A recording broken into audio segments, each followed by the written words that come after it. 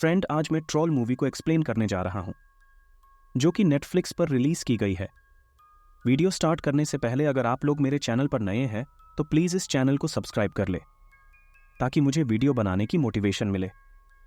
Movie की start में हमें टोबायास को दिखाया जाता है जो कि अपनी बेटी नोरा के साथ माउंट क्लाइंब कर रहे होते हैं, और जब दोनों माउंटेन के ऊपर पहुंच जाते हैं तो टोबायास नोरा को एक स्टोरी सुनाता है जो कि वो नोरा को बचपन से सुनाता आ रहा है।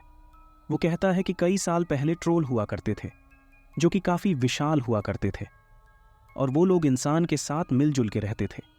एक दिन वो लोग किसी के शादी में गए हुए थे और शराब के नशे में वो लोग बाहर ही सो जाते हैं, और सुबह जब सूरज की रोशनी उन पर पड़ती है तो वो लोग माउंटेन में बदल गए क्योंकि सूरज की रोशनी उनकी कमजोरी थी। लेकिन नोरा उनकी बातों पर यकीन नहीं करती, और फिर सीन शिफ्ट होता है और हमें 20 साल बाद का सीन दिखाया जाता है जहां कुछ लोग नॉर्वे के बीच के किनारे खुदाई कर रहे होते हैं, जहां नोरा भी खुदाई कर रही होती है। तभी वहां उसका बॉस आता है और नोरा से कहता है कि हमें खुदाई करते हुए 6 महीने से ज्यादा हो चुका है और हमें अभी तक यहां कुछ नहीं मिला है, इसलिए हमें यहां से चले जाना चाहिए। लेकिन नोरा को यकीन था कि उसे कुछ ना कुछ यहां जरूर मिलेगा, और तभी नोरा को जमीन में से डायनासोर के फॉसिल मिलते हैं, जिसे देख के वहां के सभी लोग खुश हो जाते हैं। और फिर सीन शिफ्ट होता है और हमें नॉर्वे के दूसरे तरफ का सीन दिखाया जाता है जहां कुछ लोग पहाड़ के बीच से एक टनल बना रहे होते हैं, और तभी धमाके के कारण वहां कुछ अजीब चीज होती है और वहां मौजूद सारे लोग मारे जाते हैं। अब इसकी बात यूएस के प्रेसिडेंट को पता चलता है और वो लोग एक मीटिंग करते हैं जहां प्रेसिडेंट का एडवाइजर एंड्रियास उन्हें एक पैलियोंटोलॉजिस्ट को भी बुलाने का एडवाइस देता है। प्रेसिडेंट उसकी बातों को मान लेती है और एक हेलीकॉप्टर नोरा को लाने चला जाता है, लेकिन नोरा जाने से मना करती है। लेकिन वो लोग उसे बताते हैं कि ये मामला नेशनल सिक्योरिटी से जुड़ा हुआ है, इसलिए उन्हें नोरा की जरूरत है। इसलिए नोरा जाने को मान जाती है, जहां उसकी मुलाकात एंड्रियास से होती है, और नोरा एंड्रियास पर ऐसे बुलाए जाने पर काफी गुस्सा करती है, और वो देखती है कि वहां बहुत सारे लोग आए हुए हैं और वो लोग नोरा का ही वेट कर रहे हैं ताकि मीटिंग शुरू हो सके।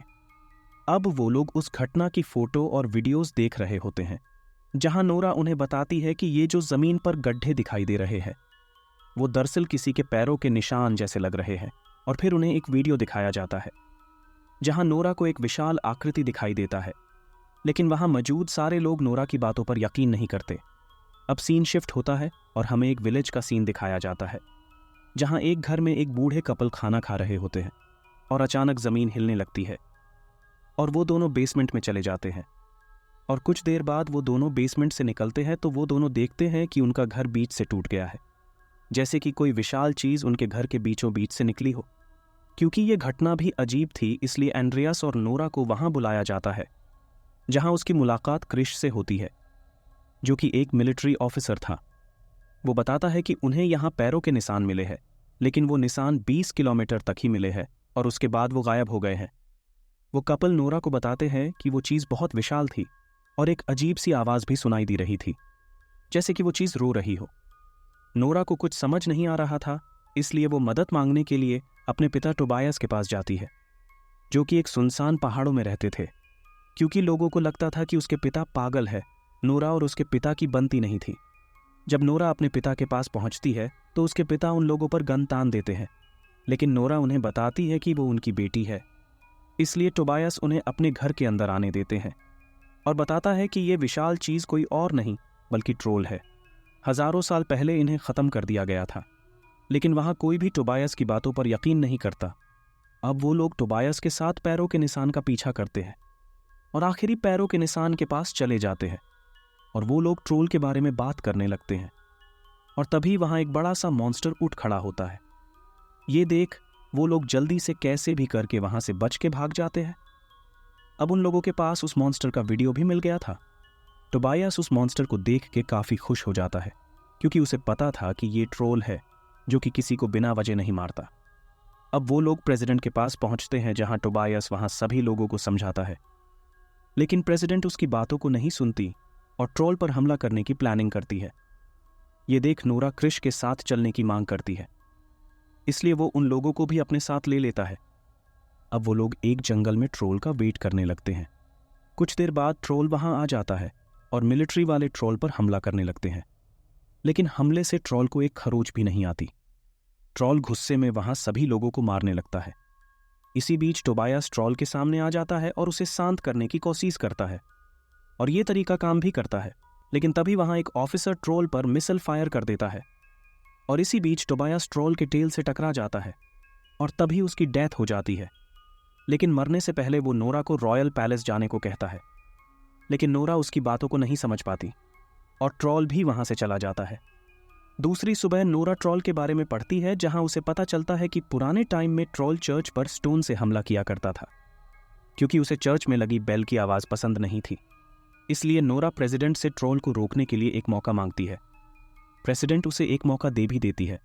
दूसरे दिन ट्रॉल एक शहर में घुस जाता है और तबाही मचाने लगता है, और तभी वहां मिलिट्री हेलीकॉप्टर लेके आ जाती है जिसमें बेल लगी होती है। ट्रॉल को बेल की आवाज से दिक्कत होने लगती है, इसलिए वो वहां सारी हेलीकॉप्टर को पकड़ के तोड़ देता है। लेकिन क्रिश कैसे भी करके बच जाता है, और तभी नीचे एक छोटी लड़की खड़ी होती है और उसके ऊपर हेलीकॉप्टर का ब्लेड गिरने वाला होता है, लेकिन ट्रॉल उस बच्ची को बचा लेता है। अब प्रेसिडेंट नोरा पर काफी गुस्सा करती है और कहती है कि अब जो भी करना होगा वो उसके लोग करेंगे, और नोरा को अपने घर जाने को कहते हैं। एंड्रियास नोरा को बाहर छोड़ने चला जाता है और नोरा को बताता है कि प्रेसिडेंट ट्रॉल को मारने के लिए उस पर न्यूक्लियर से हमला करने वाली है। तभी नोरा को याद आता है कि उसके पिता ने उसे रॉयल पैलेस जाने को कहा था। अब दोनों रॉयल पैलेस चले जाते हैं, जहां उनका वेलकम एक ऑफिसर करते हैं। वो बताते हैं कि वो और उनके पिता साथ में काम कर चुके हैं और उन्हें पता था कि कोई ना कोई उनसे मिलने जरूर आएगा।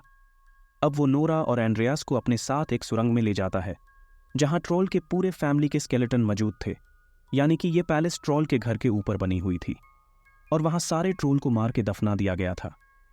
लेकिन उनमें से एक ट्रोल के छोटे बच्चे को छोड़ दिया गया था और उसे माउंटेन में कैद कर दिया गया था, और अब वही बच्चा वापस अपनी घर लौट रहा है। और तभी नोरा को यह भी पता चलता है कि ट्रोल पर डायरेक्ट यूवी लाइट पड़ने से वो स्टोन में बदल जाते हैं। इसलिए वो क्रिश को फोन करके कहती है कि यूवी लाइट को लेके एक खाली पार्क में आने। साथ ही एंड्रियास अपनी फ्रेंड को कॉल करके मिलिट्री के कंप्यूटर को हैक करने को कहता है, ताकि वो लोग न्यूक्लियर मिसाइल फायर ना कर सके। अब नोरा और एंड्रियास ट्रॉल को अपने पीछे लगा के उसी पार्क में ले आते हैं जहां क्रिश यूवी लाइट को लाया था। अब वो लोग ट्रॉल को अपने जाल में फंसा के सारी यूवी लाइट को ऑन कर देते हैं।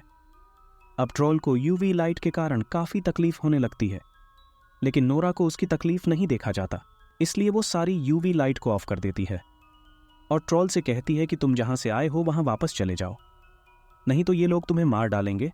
अब ट्रॉल भी शांत हो चुका था, और तभी सुबह हो जाती है और सूरज की रोशनी ट्रॉल पर पड़ते ही वो स्टोन में बदल जाता है, और मूवी यहीं खत्म हो जाती है।